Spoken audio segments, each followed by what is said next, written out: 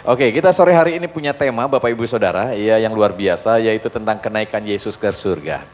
The purpose of His ascension. Dan saya percaya ini akan jadi berkat buat kita, amin. Nah, beberapa waktu ini saya mengalami begitu banyak hal yang luar biasa tentunya. Walaupun mungkin ya di bulan Mei ini ada begitu banyak momen ya. Momen yang dahsyat yang mungkin Tuhan izinkan di bulan Mei ini. Ya di mana bulan Mei itu sebetulnya kita tanggal 13 Mei itu ya itu setelah apa? Happy wedding ya. Itu anniversary daripada saya dan istri saya. Terus yang kedua apa lagi? Tanggal 23 Mei, ulang tahun gereja, anniversary gereja. Ya, terus tanggal 26, ulang tahun istri saya. Wah, semuanya bersuka cita. Tapi tanggal 27-nya kita kehilangan orang yang kami kasih ya. Mertua saya dipanggil pulang ke rumah Bapak. Ya. Jadi ada duka cita, tapi saya percaya Tuhan sudah memberikan kebahagiaan. Amin. Iya, secara tubuh kita berduka cita, tapi secara roh kita bersuka cita. Karena dikatakan berbahagia orang yang mati di dalam Tuhan. Amin. Iya, jadi kalau saya perhatikan beberapa waktu ini itu seperti kehidupan Bapak Ibu Saudara mungkin alami. Ada saat-saat bahagia, ada saat-saat apa? Duka cita, ada saat-saat dimana kita senang gitu ya, ketawa ketewe, tapi ada saat juga kita kadang-kadang sedih, kadang-kadang mengalami begitu banyak hal. Sebagaimana kehidupan ini, tetapi kita yakinkan di sini ya, ada Tuhan di tengah-tengah hidup kita. Amin. Dan Dia terus memberikan kekuatan buat kita, juga buat keluarga daripada istri saya ya. Sehingga kita semuanya tetap bersuka cita ya. Dan terima kasih banyak untuk Bapak Ibu Saudara yang sudah mendukung ya, hadir ya, baik yang ada di rumah duka di Jakarta maupun di pemakaman ya. Terima kasih banyak untuk semua dukungan Bapak Ibu Saudara. Itu akan memberikan kekuatan bagi kita semuanya. Amin. Ya, dukung terus dalam doa biarlah kita semuanya tetap kuat ya, untuk kita bisa melayani dan menjadi berkat dimanapun kita berada ya. Nah, ini jemaat dari Cikarang nih yang kemarin datang ke sana. Ya, dan satunya lagi mana jemaat yang Rengas Dengkloknya? Nah, ini dia nih ya. Itu foto Sultan mana tuh? Itu paling gede kayaknya dia. Ya. Sama Yuyun di depan itu. Ya, jadi terima kasih banyak ya. Dan saya percaya apapun jerilalah kita dalam Tuhan tidak akan sia-sia. Amin. Oke, nah sore hari ini kita pasti diberkati Tuhan lebih lagi. Jadi senggol kiri kanan saudara, kamu pasti diberkati Tuhan. Amin. Haleluya. Ya, kita buka di dalam Kisah Para Rasul. Ya, pasal yang pertama, ayatnya yang pertama dulu sampai ayatnya yang ke-11. Saya bacakan buat Bapak Ibu Saudara. Haleluya, ini sebuah keberadaan di mana kita sedang merayakan momen yang luar biasa ini, yaitu kenaikan Tuhan Yesus ke surga, ya, yang kita rayakan pada hari ini. Dikatakan di situ, hai Theophilus, dalam bukuku yang pertama aku menulis tentang segala sesuatu yang dikerjakan dan diajarkan Yesus. Ayat yang kedua, sampai pada hari ia terangkat. Sebelum itu ia telah memberi perintahnya oleh Roh Kudus kepada rasul-rasul yang dipilihnya. Kepada mereka ia menunjukkan dirinya setelah penderitaannya selesai. Dan dengan banyak tanda ia membuktikan bahwa ia hidup. Sebab selama 40 hari ia berulang-ulang menampakkan diri dan berbicara kepada mereka tentang kerajaan Allah. Ayat yang keempat, pada suatu hari ketika ia makan bersama-sama dengan mereka, ia melarang mereka meninggalkan Yerusalem dan menyuruh mereka tinggal di situ, menantikan janji Bapa yang demikian katanya. Telah kamu dengar daripadaku, ayat yang kelima, sebab Yohanes membaptis dengan air tetapi tidak lama lagi kamu akan dibaptis dengan Roh Kudus. Selanjutnya ayat yang keenam. Maka bertanyalah mereka yang berkumpul di situ, Tuhan, maukah engkau pada masa ini memulihkan kerajaan bagi Israel? Ayat yang ketujuh, jawabnya, engkau tidak perlu mengetahui masa dan waktu yang ditetapkan Bapa sendiri menurut kuasanya. Selanjutnya, tetapi kamu akan menerima kuasa kalau Roh Kudus turun ke atas kamu. Dan kamu akan menjadi saksiku di Yerusalem. Dan di seluruh Yudea dan Samaria dan sampai ke ujung bumi. Ayat yang ke-9. Sesudah ia mengatakan demikian, terangkatlah ia disaksikan oleh mereka. Dan awan menutupnya dari pandangan mereka. Ayat yang ke-10. Ketika mereka sedang menatap ke langit, waktu ia naik itu, tiba-tiba berdirilah dua orang yang berpakaian putih dekat mereka. Ayat yang ke-11. Dan berkata kepada mereka, hai orang-orang Galilea, mengapakah kamu berdiri melihat ke langit? Yesus ini yang terangkat ke surga meninggalkan kamu akan datang kembali dengan cara yang sama. Seperti kamu melihat dia naik ke surga. Puji nama Tuhan. Melalui pembacaan kisah ini saya ingin membawa Bapak Ibu Saudara untuk dapat melihat ya, the purpose ya of his ascension, di mana Tuhan memberikan tujuan kenapa dia harus naik ke surga.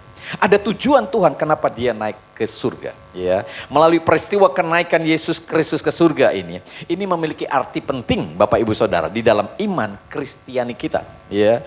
Yaitu bukti bahwa Tuhan yang kita sembah di dalam nama Yesus Kristus adalah Tuhan yang hidup. Amin. Tuhan yang hidup dan bukan cuma sekedar hidup, tapi dia berkuasa. Ya, jadi poin pertama yang kita pahami, tujuan Tuhan naik ke surga itu untuk menyatakan kepada murid-muridnya yang pada waktu itu sedang mungkin masih tergoncang, ya, dalam kondisi di mana mereka mengalami begitu banyak goncangan. Ketika Tuhan Yesus mati, ketika Tuhan Yesus dikuburkan, ketika Tuhan Yesus bangkit, sekarang Tuhan Yesus naik. Tapi itu semuanya untuk menunjukkan betapa, ya, mereka memiliki Tuhan yang hidup, Tuhan yang berkuasa. Di dalam keraguan mereka, Tuhan ingin meyakinkan mereka, meyakinkan keberadaan mereka bahwa inilah Tuhan, ya, Tuhan yang hidup dan berkuasa. Jadi di sini poin yang pertama yang Tuhan ingin, ya, menjadi tujuannya naik ke surga. Yang pertama adalah ia ingin menyatakan bahwa dirinya adalah Tuhan yang hidup dan berkuasa. Yang bukan hanya mengasihi kita dengan rela mati di atas kayu salib, yang bukan rela untuk dipermalukan, ya, bukan cuma sekedar rela berkorban, ya, tetapi dia bangkit dari kematian di hari yang ketiga dan juga dia naik ke surga. Pembuktian yang luar biasa ini membuat para murid diyakinkan bahwa, ya, mereka enggak salah. Yesus adalah Mesias. Dia adalah Tuhan. Dia adalah Tuhan yang hidup dan berkuasa. Dan kita paham ketika Tuhan Yesus berkata bahwa dia memang bukan berasal dari dunia. Dia memang berasal dari atas, dia berasal dari surga. Ya, sehingga Tuhan pernah berkata, aku dari atas, aku bukan dari dunia ini. Ini yang menjadi keyakinan yang kuat dalam diri para murid. Sehingga mereka dibawa untuk mempercayai bahwa Yesus adalah Tuhan. Ya. Kenapa hal itu penting? Karena hari-hari ini kita lihat, banyak orang tidak menganggap Yesus sebagai Tuhan, sebagai orang biasa. Sebagai pribadi biasa, sebagai nabi biasa, ya, sebagai orang yang dianggap utusan biasa, tetapi yang sesungguhnya dia adalah Tuhan yang hidup dan berkuasa. Nah, ketika mereka meyakini benar bahwa dia adalah Tuhan yang hidup dan berkuasa, saya percaya ada begitu banyak hal yang luar biasa yang mereka akan alami. Ya, karena melalui kepercayaan mereka bahwa Yesus adalah Tuhan yang berkuasa, maka ada kekuatan yang luar biasa dalam diri mereka tentang keberadaan, keyakinan mereka, Bapak Ibu Saudara. Sehingga ketika tantangan datang, masalah datang, persoalan datang, mereka tetap dikuatkan karena mereka yakin mereka punya Tuhan yang berkuasa. Amin. Jadi apapun masalah saudara hari-hari ini yakinkan dalam dirimu, ya, nggak usah takut, nggak usah khawatir. Kita punya Tuhan yang hidup dan berkuasa. Nah, ketika kita menganggap Dia sebagai Tuhan, berarti kita sedang menundukkan diri kita kepada Tuhan. Amin. Perjalanan hidup kita bukan lagi sesuai dengan apa yang kita inginkan, tapi kita mulai belajar untuk menundukkan diri kepada apa yang menjadi kehendak Tuhan dalam hidup kita. Di dalam kehidupan hari-hari saudara, di dalam pekerjaan saudara, dalam melakukan segala sesuatu, ada Tuhan yang memimpin setiap langkah hidup kita. Nah, ketika kita menjadikan Yesus sebagai Tuhan, berarti kita menundukkan diri kepada Yesus. Amin. Sehingga karakteristik Yesus itu harusnya menjadi bagian dalam karakteristik kita. Amin. Sehingga di dalam perjalanan hidup kita akan dapat melihat begitu banyak hal yang luar biasa terjadi, Bapak Ibu Saudara. Ya, ini penting untuk kita bisa paham. Sehingga dengan keyakinanmu, sekalipun hari-hari ini engkau belum melihat ada begitu banyak mujizat terjadi, ada begitu banyak pertolongan Tuhan terjadi, tapi engkau percaya Tuhan adalah Tuhan yang berkuasa. Dan dengan kuasanya dia sanggup melakukan segala perkara. Amin. Iya, sehingga dengan demikian ketika saudara melihat ada begitu banyak kejadian di dalam firman Allah ini, bagaimana orang yang pendarahan 12 tahun mengalami begitu banyak mujizat yang luar biasa, dia disembuhkan sekalipun pada waktu itu dia belum berjumpa dengan Yesus. Tapi dia memiliki sebuah keyakinan, asal ku jamah jubahnya, aku sembuh. Kira-kira Yesusnya udah lewat belum? Belum. Kira-kira dia udah sembuh belum? Belum. Tapi dia bisa meyakini sambil dia berkata apa? Asal ku jamah jubahnya, aku pasti sembuh. Amin. Mungkin dia memperkatakan itu sehari, 2 hari, seminggu, 2 minggu. Yesusnya belum lewat. Nanti kalau Tuhan Yesus lewat akan kujamah jubahnya. Dan aku pasti sembuh. Amin. Iya, ada sebuah keyakinan yang kuat dalam dirinya. Jadi tantangan apapun yang saudara hadapi hari-hari ini, yakinkan dalam diri saudara. Tuhan pasti melakukan sesuatu. Karena dia Allah yang turut bekerja di dalam segala perkara untuk mendatangkan apa? Kebaikan. Jadi pastikan ujung-ujungnya Tuhan tolong untuk melakukan kebaikan dalam hidup kita. Amin. Jadi senggol kiri kanan saudara, katakan jangan takut. Amin. Tuhan menyertai kita. Amin. Berikan tepuk tangan dulu deh bagi Allah kita yang luar biasa ya. Pada suatu ketika saya pernah ditanya Bapak Ibu Saudara, ya, oleh seseorang dengan sebuah pertanyaan yang mungkin ini sebuah pelajaran yang berharga buat kita, ya. Dari pertanyaan-pertanyaan ini saya coba menggali jawabannya, ya. Suatu ketika di dalam Markus pasal yang ke-11 itu dikisahkan tentang bagaimana Tuhan Yesus melewati sebuah pohon ara, dan dia mencari buah, ya, di dalam pohon ara ini. Tetapi kenyataannya tidak ada buah. Para muridnya pada waktu itu mungkin mau ya, berteduh di bawah pohon ara itu. Jadi mereka bersyukur udah berteduh. Tapi Tuhan Yesus lebih daripada itu, dia kepengen mencari buahnya. Tapi kenyataannya ada nggak buahnya? Nggak ada katanya buahnya, Bapak Saudara. Tapi ternyata juga memang bukan musimnya. Ya, kalau saudara nanti baca di dalam Markus pasal yang ke-11 ini, saudara baca di situ bagaimana Tuhan Yesus mencari buah di dalam pohon ara ini di bukan musimnya. Jadi kalau bukan musimnya pasti berbuah nggak? Nggak ada buahnya ya. Tuhan Yesus tahu nggak kira-kira? Dia tahu, amin. Dia maha tahu, dia tahu Bapak Ibu Saudara. Tapi satu titik yang mereka tidak pahami para muridnya adalah bagaimana Tuhan Yesus mengutuk pohon ara ini. Nah, bagaimana jawaban saudara ketika orang bertanya, kenapa Tuhan Yesus mengutuk pohon ara ini? Yang tidak berbuah memang bukan musimnya, Bapak Ibu Saudara. Iya. Apakah Tuhan Yesus marah? Kesel pohon ara ini tidak berbuah. Tapi kan dia tahu itu belum musimnya. Tapi juga kan Tuhan Yesus walaupun tidak diambil dari pohon ara, bukankah dia bisa memberi makan 5.000 orang? Amin. Iya, jadi dengan mudahnya kalau dia mau mencari makanan, dia pasti dapatkan begitu Bapak Ibu Saudara. Atau mungkin Bapak Ibu Saudara, iya, karena dia tidak menemukan buahnya, maka dia marah gitu. Enggak juga ternyata. Karena dia tahu memang itu bukan musimnya. Iya. Jadi kalau misalnya Tuhan Yesus, saking laparnya gitu, dia sampai marah karena nggak ada makanan gitu Bapak Ibu Saudara. Enggak juga, karena Tuhan Yesus sanggup puasa 40 hari 40 malam. Ya. Jadi bukan masalah kelaparan, bukan masalah dia mencari makanan. Tapi apa ya yang membuat Tuhan Yesus mengutuk pohon ara yang tidak berbuah ini. Sehingga pohon ini besoknya langsung kering. Ya. Orang ketika ditanya kayak gitu, mereka agak bingung juga ya. Gitu. Gimana gitu jawabannya. Tapi di sini kita belajar Bapak Ibu Saudara. Ternyata Tuhan Yesus sedang membawa murid-muridnya untuk belajar mempercayai akan Tuhan, akan Allah. Mempercayai bahwa di dalam keberadaan mereka orang-orang beriman ada kuasa. Amin. Amin. Iya, ini poinnya. Jadi Tuhan ingin mengajarkan iman kepada para muridnya. Bagaimana mereka berkuasa. Jadi Tuhan ingin membawa kita untuk terus membawa keberadaan diri kita, meyakinkan diri kita bahwa ketika kau punya iman, engkau punya kuasa. Karena kita punya iman kepada Tuhan yang berkuasa. Amin. Iya. Sehingga dengan perkataanmu engkau akan bisa melihat begitu banyak hal yang luar biasa terjadi. Amin. Nah ini penting banget buat kita. Ya. Di dalam, perhatikan Bapak, Markus pasal yang ke-11 ayat yang ke-20. Ya. Coba perhatikan di situ. Iya. Iya, 20. 21. Iya, kita lihat di situ. Oke. Kelewat ya. Benar 20 dulu, sorry. Iya. Dikatakan di situ, pagi-pagi ketika Yesus dan murid-muridnya lewat, mereka melihat pohon ara tadi sudah kering sampai ke akarnya. Mereka juga kaget, wow. Apa yang Tuhan Yesus omongin terjadi. Amin. Tuhan hanya ngomong gitu loh. Iya. Jadi apa sih maksud dari itu semuanya?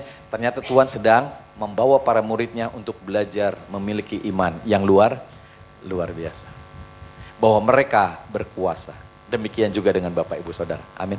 Iya, iya. Lanjut ke ayat selanjutnya 21. Coba perhatikan di situ Bapak Saudara. Maka teringatlah Petrus akan apa yang telah terjadi. Lalu ia berkata kepada Yesus, Rabi, lihatlah pohon ara yang kau kutuk itu sudah kering. Dia ingat bagaimana Tuhan Yesus ngomong sama pohon ini. Pohon ini mati. Wow, kalau kita yang jadi pohonnya kira-kira komplain gak? Komplain ya? Lah ini kan bukan musimnya, ya kan gitu. Nyari buah di saya kalau belum musimnya, ya nggak ada. Tapi itu nggak komplain, karena dia, Bapak Ibu Saudara, menjadi sebuah keberadaan di mana menjadi teladan bagi banyak keberadaan. Ya, dia harus mati supaya saudara ya, memiliki iman yang hidup. Amin. Iya. Jadi di sini Tuhan ingin membawa mereka memperlihatkan bahwa dengan perkataan orang beriman ada suatu kuasa yang luar biasa. Asalku jamah jubahnya, aku pasti sembuh. Amin. Iya, ada sesuatu kekuatan yang luar biasa yang ada di dalam diri kita yang menjadikan sesuatu yang tidak mungkin ternyata jadi mungkin. Ya, coba ayat selanjutnya dikatakan di situ. Ya. Yesus menjawab mereka apa? Percayalah kepada Allah. Jadi dia sedang mengajarkan kepada para muridnya, kenapa hal itu bisa terjadi? Percaya kepada Allah. Tidak ada perkara yang mustahil. Amin. Pohon aja bisa kering. Iya. Lalu Tuhan Yesus ngomong lagi di ayat selanjutnya, Bapak Saudara, 23 dikatakan situ, aku berkata kepadamu sesungguhnya barang siapa berkata kepada gunung ini, beranjaklah dan tercampaklah ke dalam laut, asal tidak bimbang hatinya tetapi percaya bahwa apa yang dikatakannya itu akan terjadi, maka hal itu akan terjadi baginya. Jadi Tuhan Yesus sedang mengajarkan di sini tentang pohon ara yang dikutuk lalu mati ini, tentang keberadaan bagaimana para murid harus memiliki iman yang sungguh-sungguh luar biasa. Percaya aja kepada Allah. Dan ketika engkau memperkatakan sesuatu hal yang engkau percayai, ya seperti dikatakan ini, kalau kamu mau pindahin gunung aja, gunungnya pindah gitu. Artinya, apa sih gunung berbicara soal masalah persoalan saudara? Apapun masalah persoalan saudara, ya dengan kekuatan yang daripada Tuhan itu dia akan lalukan. Amin. Saudara akan bisa melihat pertolongan Tuhan terjadi. Amin. Ayat yang ke-24 yang terakhirnya dikatakan di situ. Ya, coba perhatikan. Karena itu aku berkata kepadamu, apa saja yang kamu minta dan doakan, percayalah bahwa kamu telah menerimanya, maka hal itu akan diberikan kepadamu. Jadi perempuan pendarahan 12 tahun ketika dia berkata asalku jamah jubahnya aku sembuh, itu seakan-akan dia sudah menerima. Amin. Itulah kepercayaan. Kalau saudara mempercayai bahwa saudara misalnya lagi punya alat yang rusak, lalu saudara mau bawa ke tukang servis, saudara percaya sama tukang servis ini, ya alat yang rusak saudara besok pasti selesai, pasti beres. Amin. Kenapa saudara? Karena saudara mempercayai. Ya. Tapi ketika saudara tidak mempercayai, saya percaya. Ya. Setengah jam kemudian saudara telepon. Itu kira-kira bisa selesai enggak ya? Lalu 5 menit kemudian saudara telepon lagi. Tanyain lagi, ini bisa enggak nih selesai ini? Ya. Serupa kita saudara tidak mempercayai Tuhan. Dengan segala keberadaan keraguan-raguan kita bahwa Tuhan sudah menyediakan segala yang kita perlukan. Amin. Amin.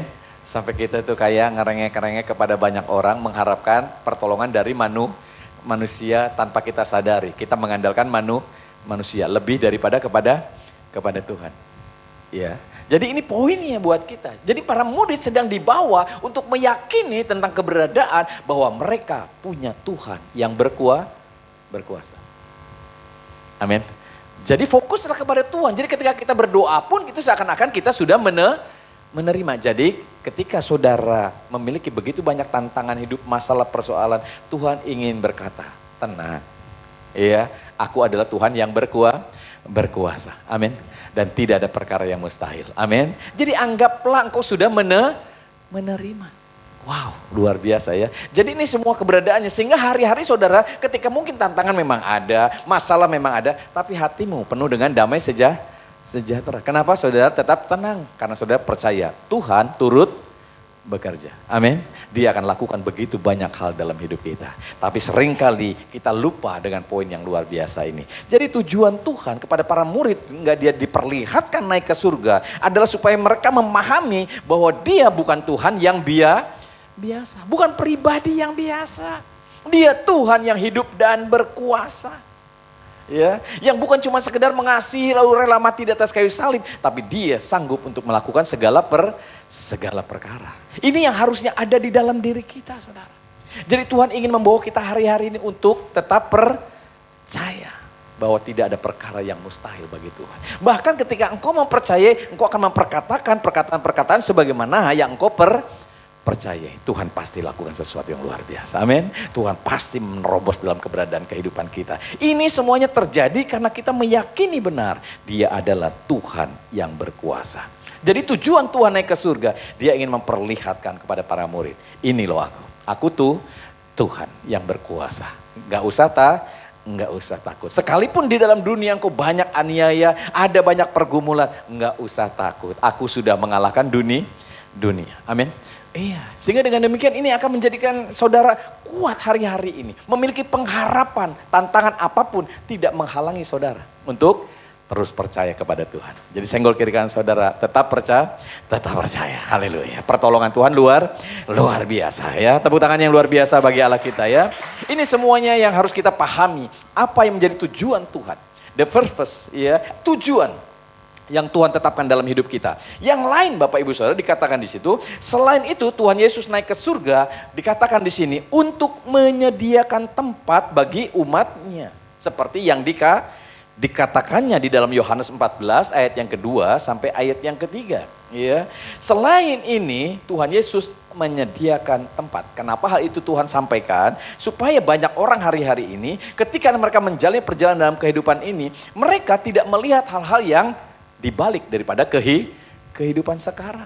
Sehingga mereka banyak yang berpikir bahwa setelah manusia mati ya sudah. Padahal dibalik kematian ada kehidupan. Amin. Sehingga dengan demikian Tuhan ingin menjelaskan hal ini. Di rumah Bapakku, katanya apa? Banyak tempat tinggal. Jika tidak demikian tentu aku mengatakannya kepadamu. Sebab aku pergi ke situ untuk apa? Menyediakan tempat bagimu. Dan apabila aku telah pergi ke situ dan telah menyediakan tempat bagimu, aku akan datang kembali dan membawa kamu ke tempatku, supaya di tempat di mana aku berada, kamu pun berada. Dengan kenaikan Tuhan Yesus ke surga, di sini berarti ada jaminan tentang keselamatan kita. Ada jaminan hidup kekal, karena ternyata di balik kematian ada kehidupan. Jadi kalau Bapak Ibu Saudara hari-hari ini yang takut akan kematian, enggak perlu takut lagi, karena kita tahu ketika engkau mati, engkau berjumpa dengan pribadi Yesus yang luar biasa. Dan kalau engkau melihat ada kematian, Bapak Ibu Saudara, di sini engkau memahami bahwa ternyata Tuhan sudah menyediakan tempatnya. Berarti rumah saudara sudah tersedia. Tugas saudara sudah selesai. Amin. Sehingga tidak lagi perlu ada duka cita yang berkepanjangan. Yang ada adalah harusnya sukacita, karena orang-orang yang dipanggil pulang ke rumah Bapa, mereka berbahagia, saudara. Karena Tuhan dikatakan di sini sudah menyediakan tempat bagi mereka. Di sana sudah tidak ada lagi tangisan dan air mata. Semuanya ada di dalam sukacita. Jadi artinya surga bukan lagi sekedar impian. Surga bukan lagi sekedar omong kosong, bukan sekedar angan-angan. Tapi Tuhan sudah menjelaskan di sini, ya. Jadi surga bukan lagi tentang pengharapan yang kosong, melainkan sesuatu yang pasti karena Tuhan telah menyediakan bagi kita, ya. Dan Tuhan ingin dimanapun Dia berada, kita berada, saudara. Jadi tujuan naikkan surga di sini, Tuhan ternyata sudah menyediakan begitu banyak tempat untuk kita. Dan saya yakinkan bahwa saudara, apapun yang terjadi dalam hidup saudara, ketika engkau sakit, ketika engkau menghadapi tantangan, masalah, ada begitu banyak ketakutan tentang kematian, nggak usah takut lagi. Karena ternyata di balik kematian ada kehidupan, dan Tuhan sudah menyediakan semuanya buat kita. Amin. Tuhan berkata karena kewargaan kita bukan di dalam dunia, tapi kewarganegaraan kita adalah di dalam surga. Jadi Tuhan balik lagi ke surga karena memang keluarga negara kita di surga. Amin. Iya, jadi Bapak Ibu Saudara hari-hari ini kalau engkau menghadapi apapun, tantangan apapun, enggak usah takut. Tuhan sudah menjamin keselamatan Bapak Ibu Saudara. Amin. Jadi senggol kiri kanan saudara sekali lagi, enggak usah takut mati. Amin. Haleluya. Tuhan kita sudah menyediakan ya. Tepuk tangan yang luar biasa dari bagi Allah kita ya. Poin yang terakhir Bapak Ibu Saudara dikatakan di sini, Tuhan Yesus naik ke surga. Ya, ini bukan berarti dia meninggalkan umatnya begitu saja, tetapi ada maksudnya. Ya, dikatakan di dalam Yohanes pasal yang ke-16 ayat yang ke-7, perhatikan di situ. Yohanes 16 ayat yang ke-7. Ya, adalah namun benar yang kukatakan ini kepadamu adalah lebih apa?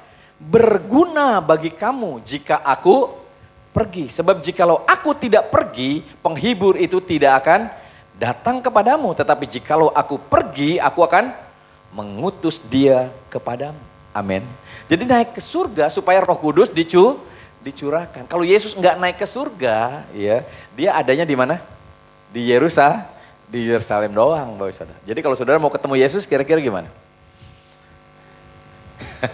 Saudara harus pergi ke Yerusalem. Wah, yang punya duit doang yang bisa. Yang nggak punya duit kira-kira nggak bakal ketemu kita, ya. Jadi lebih baik katanya Tuhan Yesus naik ke surga, karena ketika dia naik ke surga, Roh Kudus dicurahkan yang membuat saudara hari ini jadi orang-orang Kristen. Jadi orang-orang pengikut Kristus. Jadi orang-orang yang percaya bahwa Yesus tuh Tuhan. Kenapa? Karena tanpa Roh Kudus saudara tidak bisa mengakui Yesus Kristus adalah Tuhan. Ketika kita bisa mempercayai Yesus itu adalah Tuhan, itu berarti Roh Kudus sedang bekerja dalam hidup saudara. Amin. Ini sesuatu yang luar biasa. Jadi ketika kita jadi orang-orang pengikut Kristus yang mempercayai Tuhan itu, Yesus itu Tuhan, ini jangan sampai saudara berpikir bahwa ini adalah pilihan saya. Tapi siapa? Ini adalah pilihan siapa? Pilihan Tuhan dalam hidup saudara. Jadi ketika saudara mengakui Yesus sebagai Tuhan, saudara terpilih. Amin. Jadi senggol kiri kanan saudara, gini-gini orang pilihan. Amin. Haleluya ya. Ini sesuatu yang harusnya kita pahami Bapak Ibu Saudara. Karena ada banyak orang berpikir, saya jadi Kristen karena saya yang pilih. Kalau saudara merasa diri saudara yang pilih, besok-besok saudara pilih yang lain. Tapi ketika saudara sadar bahwa ini bukan pilihan saya. Ini adalah pilihan siapa? Pilihan Tuhan dalam hidup saya. Jadi saya adalah orang pilihan. Jadi dengan kepergiannya ke surga, Tuhan mengutus Roh Kudus turun ke dalam dunia ini saudara. Untuk apa? Menyertai saudara, mendampingi saudara, menolong saudara, tinggal di dalam hidup saudara sebagai orang-orang percaya. Roh Kudus di sini akan berperan sebagai penasehat dalam hidup saudara, mendampingi saudara, ya, dan bahkan lebih dari itu menjadi penghibur di saat saudara mengalami begitu banyak tantangan di dalam dunia ini. Dia akan terus memberikan kekuatan sama saudara. Sehingga saudara tetap kuat. Iya, sekalipun begitu banyak kekurangan, begitu banyak duka cita, kesedihan, saudara tetap kuat, tetap mempercayai Tuhan adalah Tuhan yang berkuasa. Amin. Nah, dengan pertolongan Roh Kudus ini, umat Tuhan benar-benar sedang dipersiapkan untuk menjadi mempelainya yang luar biasa. Ya, ini sebuah keberadaan yang luar biasa. Roh Kudus ketika hadir dalam hidup kita akan mengingatkan kita tentang kebenaran Tuhan, ya, yang Dia berikan dalam hidup kita. Jadi kalau saudara sedang hari-hari mengalami begitu banyak masalah, mungkin sedang jatuh di dalam dosa, Roh Kudus sedang mengingatkan saudara. Ngingetin apa? Bukan ngingetin dosa saudara, karena saudara pasti ingat sama dosa saudara, ya kan gitu ya. Yang Roh Kudus ingatkan apa? Kebenaran, bahwa saudara sudah dibenarkan oleh darah Yesus. Amin. Saudara sudah dikuduskan. Jadi, kamu tuh orang kudus. Ayo kalau orang kudus, ayo hidup sebagaimana orang kudus layaknya. Amin. Iya, kamu tuh anak raja. Jadilah seperti anak raja. Amin. Iya. Hiduplah seperti anak raja. Ya, enggak sebagai orang-orang sembarangan, ya. Saudara anak-anak yang diperhatikan oleh Tuhan. Jadi kita diingatkan tentang identitas kita di dalam Tuhan, Bapak Ibu Saudara. Bahwa kita adalah orang yang sudah dikuduskan, dibenarkan, anak Tuhan yang dikasihi oleh Bapa, dicintai oleh Bapa. Ini akan mengubah saudara. Sehingga saudara sadar bahwa benar ya, saya ini disayang sama Tuhan. Saya ini berharga di hadapan Bapa. Sampai Dia rela memberikan anaknya mati buat kita. supaya kita diselamatkan. Nah, kesadaran saudara akan betapa saudara dikasihi, ini akan membentuk kepribadian yang luar biasa. Anak-anak yang sering kali dikasihi di rumahnya, mereka membentuk menjadi pribadi yang luar biasa. Ketimbang anak-anak yang diomongin jelek. Ya, kalau orang-orang Jerman ngomongnya belegug sih mah, ya gitu ya. Bisa nanaon sih mah, ya kan gitu. Enggak bisa apa-apa kamu mah. Ya bisanya makan doang, ya kan gitu. Nyusahin orang gitu. Ketika saudara memperkatakan itu terhadap anak-anak, mereka akan jadi anak-anak yang apa? Penuh dengan luka. Beda ketika engkau memperkatakan hal yang berbeda. Kamu anak Tuhan, kamu itu anak yang diberkati Tuhan.